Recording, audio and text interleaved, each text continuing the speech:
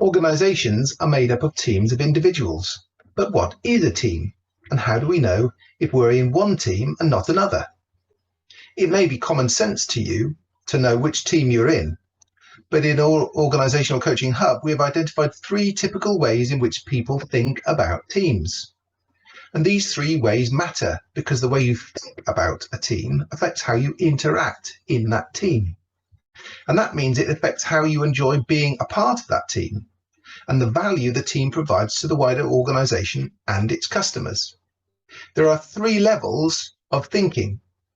The first level is the team that thinks it revolves around the line manager. In this level of thinking, managers are the common factor that constitutes a team. The team is formed by the organisational structure. In this form, the manager deals with the direct reports individually. Any team meeting focuses on organisational updates or common individual issues, such as holidays or working hours. The people call themselves a team, but they're really a group, where individual effort constitutes the sum of the whole. But to be a team is to have synergy, where the whole is greater than the sum of the parts. And this leads us to the second level. This is typically determined by comparison with a level 1 group. Are we a group or are we a team? And when asked, most people define a team as people who all work together to achieve a common goal. In such teams, individuals have different roles to play and different skills to contribute, so that everyone is necessary for the team to work.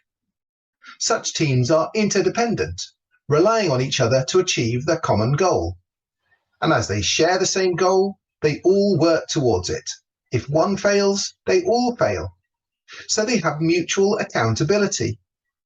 They help each other achieve. Synergy in this team is achieved through specialising in their roles and fine-tuning their interdependencies to be as efficient and effective as possible. Most people end here when it comes to thinking about teams. They are aware of levels 1 and 2, and they are obvious to most people.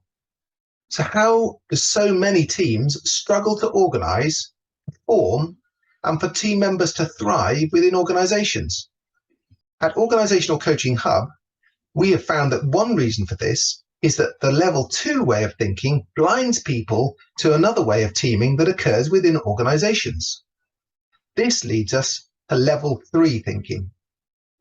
At level 3, the thinker recognises that 2 types of teams exist within organisations. One is the level 2 interdependent team, but they also recognise the existence of extra-dependent teams. Teams consisting of people who all do similar things with similar skills and who don't actually work together. Level 3 is a fundamental shift in thinking about teams. It breaks the assumption that level 2 thinking is universally applicable to any group.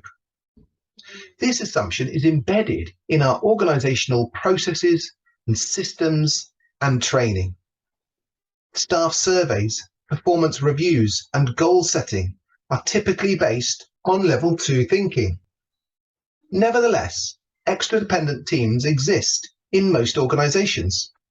If people recognise them, they would see how important they are in complementing each other organisationally and together contributing to the value the whole organisation delivers.